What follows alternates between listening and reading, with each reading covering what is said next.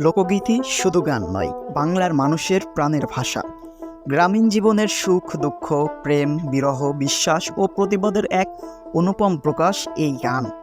ও গো দেশ বিদেশে বেড়াই ঘুরে, কোথায় পাবো তারে আমার মনের মানুষ যে রে। যেখানে প্রযুক্তি পৌঁছায়নি সেখানে পৌঁছে গেছে গান। গলায় একতারা, হাতে ডুগডুগি আর হৃদয়ে বাউলিয়া মন। এই গান বহন করে শত বছরের সংস্কৃতি, ইতিহাস, বেঁচে থাকার গল্প।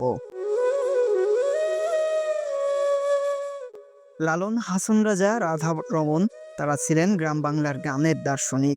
তাদের গানে ছিল মানবতা, প্রেম আর আত্মার মুক্তির খোঁজ।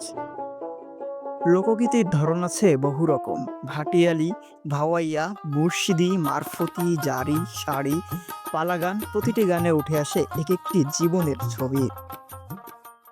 গ্রাম্য সমাজের সুখ দুঃখের কাহিনী, নারীর কষ্ট, কৃষকের আশা, প্রেমিকের আকুলতা, সবকিছুর অসাধারণ চিত্র এঁকে দেয় লোকগীতি।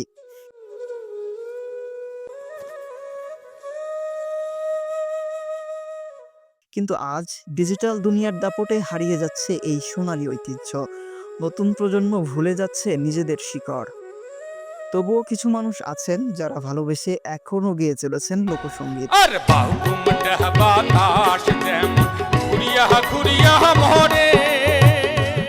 ইউটিউবে, স্টেজে কিংবা ছোট ছোট মহফিলে তারা ধরে রেখেছেন বেঁচে থাকার সুর।